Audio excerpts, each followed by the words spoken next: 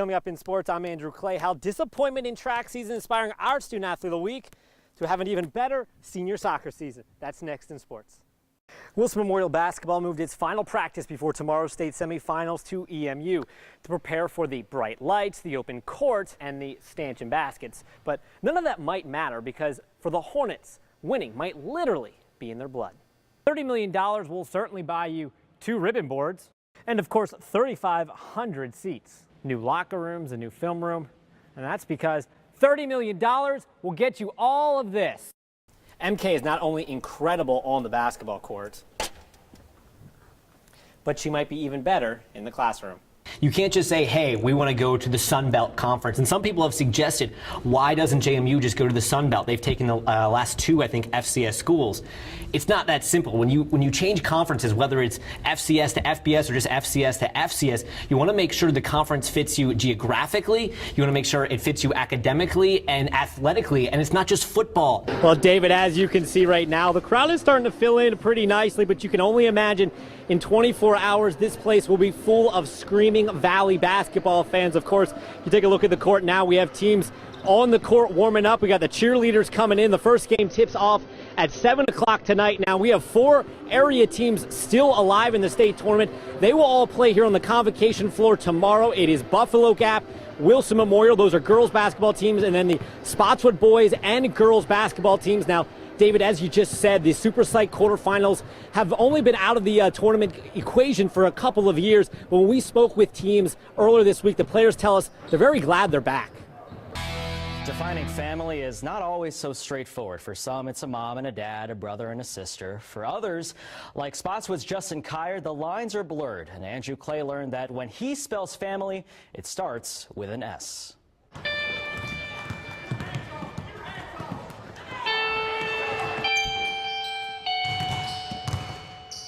You see all these senior nights, and you see all these, parents just out here at every game.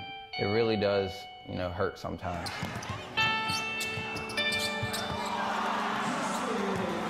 Growing up it's not easy.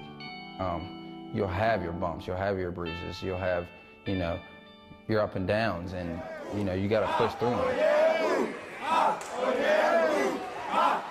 Justin Kier's story is not found in every locker room.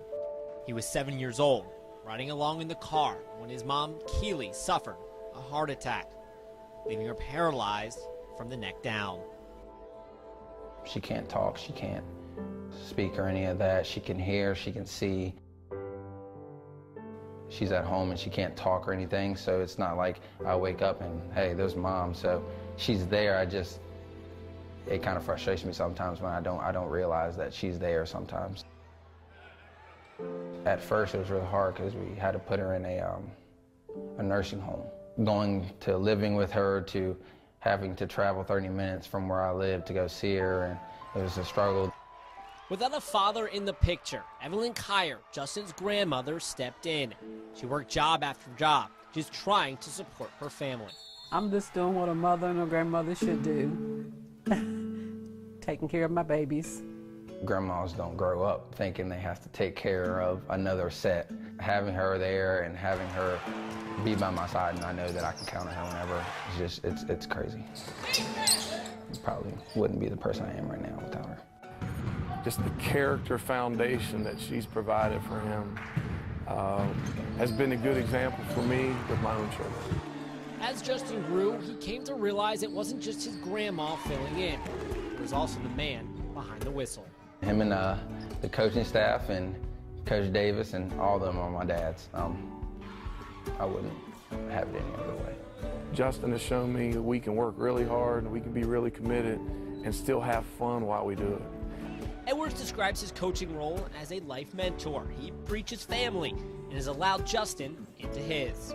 Coach Edwards has really made some sacrifices for Justin. I mean, he just loves Justin. He loves him, and I'm just so thankful to him. My daughter, my son refer to him as their big brother. The example that he role models for my own children and children in the community, I think, is a good thing. Coach Edwards spends countless hours working with Justin, driving him to basketball camps and AAU games. helping him become the first player from the Valley in 25 years to receive a Division I basketball scholarship straight out of high school. I think people overstate my role in his success. He deserves the most credit. His grandmother is close behind. Never thought this day would come. Hard work does pay off. I just hate that his mom can't see it. You know, I know that she would be thrilled. I went home after I signed and I let her know. She could smile, so she could put a really big smile on her face. Justin's mom hasn't seen him play basketball in 10 years, but she's a part of every play. Every shoe I get for basketball, I put her initials on it just to let me know, you know, I'm doing this for my mom. She's here with me. Justin Kier's life has challenged the definition of family. But each night, one word across his chest, Spotswood, reminds him that family is more than blood. At the end of the day, Coach would always let us know we're family, and family fight. But at the end of the day, we always love each other, and I love those guys to the day. Andrew Clay with that story there. Spotswood has been in the state tournament in each of the last 3 years. Kier hopes his senior season is the one where he can finally cut down those nets, but an incredible journey, and it's already been historic what he's been able to do, but to see the journey, it makes you appreciate what he's done that much more. And it's nice to know that Andrew Clay's there documenting it all along the way. All right, thank you, David. One memorable person that stands out is an 11-year-old race car driver from Manassas. Timmy Tyrell is a rising star on the track at Shenandoah Speedway, but I learned this summer life in the fast lane for Timmy is about much more than fast laps and victory lane. It's Minnie's mission.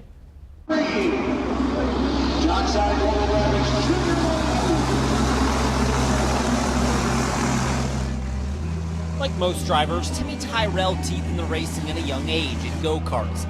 And it didn't take long for his rides to become bigger, badder, and much faster. Well, I was at 4 at the time, and my dad took me to a local go-kart track, Old Dominion Speedway. They were racing go-karts on Sunday, and he asked, would you like to get into it? Would you like to try? Yes, that is Timmy Tyrell, better known as Minnie. And he's competing in a sport against drivers that are more than 4 times his age. Minnie has won more than 50 races and is the youngest driver to win a late model race. But success doesn't always equal respect. I'm very confident in his skill set and his driving abilities and his control. A lot of people will argue with me and say, no way should a 10-year-old be out there. Every step of the way, he's proven them wrong. I've always learned you don't want to be going on and on about yourself and bragging, you know, because you always want to be humble with yourself. You want to have pride in yourself. You want to have confidence. It's all right. I can hang on through for 8 laps. You're doing a great job, kid. Great job. For Timmy, wins are often secondary, though. His true passion is helping kids fight cancer, a topic that strikes a chord with him. It was painful, you know, because you can feel it. You know, it's awful, and I can't really describe it, put it into words because it's so bad. Minnie was 6 years old when he found out that his best friend, Ella Day, had a brain tumor. Trying to explain that to a 6-year-old, what is cancer? And I explained to him, you know, she was going to be losing her hair, that it was something really bad inside of her, and she was going to be very sick, but hopefully she would come out on the end okay. And he just said, you know what? If I can make her feel better today, then I've done something. I overheard the parents talking about, you know, expenses, and he had a hard time with, you know, money because he had to miss work to take care of, you know, Ella. And I said that's not right, you know. That no family should ever have to go through that. That night inspired Minnie's mission. I talked to my dad that night. I said, I want to do something about that. And at the time, I'd been racing go-karts. And I said, I'd like to raise money by racing my go-kart. Timmy started by raising a few dollars here and there. He's since raised more than $350,000 for pediatric cancer research. You know, he was 6, the attention span of a 6-year-old. I thought 2 months and you know, he would be off to something else. And he has never wavered. 4 days to the kickball tournament. Every September, he holds a kickball tournament in partnership with Kickit.org. NASCAR superstar Jeff Gordon matches every dollar Minnie raises. 2 years ago, they spent the afternoon together. That was awesome. He's the nicest guy ever. He came down, he greeted me like I knew him for 100 years. Annually, Timmy raises about $30,000 at his tournament. And while he gives speeches and holds fundraisers for his cause, one of his favorite ways to raise money is still through his donation jar that he carries each week at the racetrack. I've met a lot of kids who are like, can I put $1 in and stuff? And that's special to me. That's something that just makes my mind like, wow, you know, they want to help too. It's not just me, you know. Today, Ella Day is cancer-free, but each year about 15,000 kids are diagnosed with cancer, and as long as there's still no cure, Timmy will burn rubber to help another. Well, since we met Timmy this summer, he's won twice at Shenandoah Raceway, finishing second in the series standings. And now, your WHSV Sports.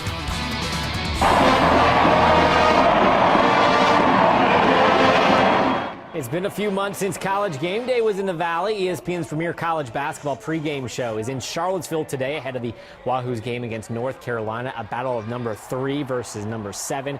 It's the only meeting between these two teams this year. We'll hear from head coach Tony Medit and preview the matchup in just a minute. But first, let's start at the Convocation Center, where Senior Day bid adieu to guards Winston Grays and Ron Curry. Curry, of course, has been a part of 2 20-win seasons in his time at JMU and is currently 5th all-time in team scoring.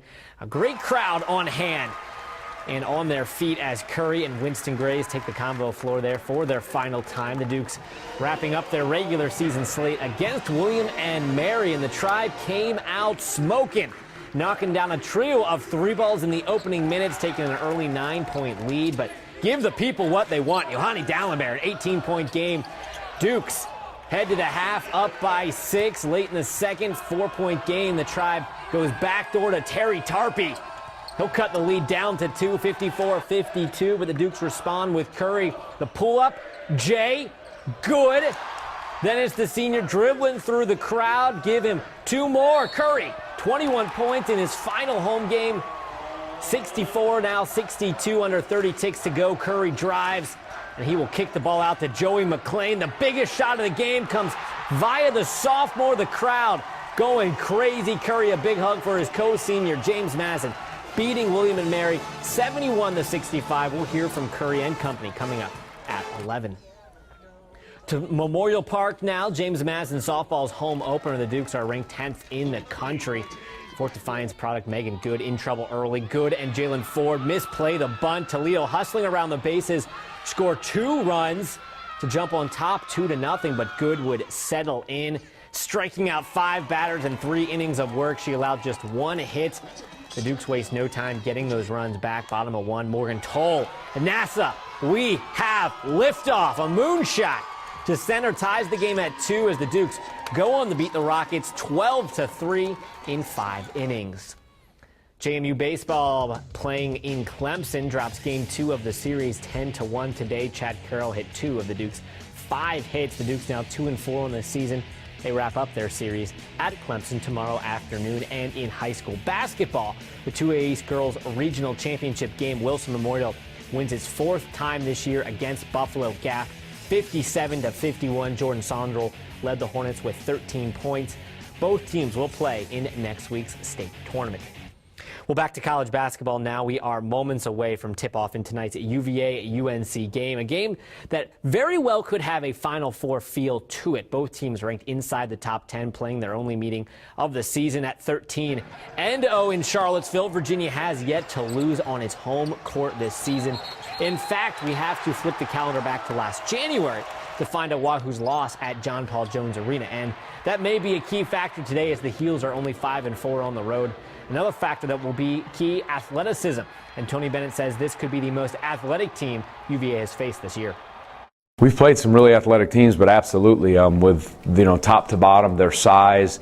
Bryce Johnson's one of the bounciest, most athletic 6'8", I don't know what he is, 6'10", and he's up there with length that you'll ever see. He's so quick off the floor. They defensive rebound, they offensive rebound, they block some shots, they run the floor.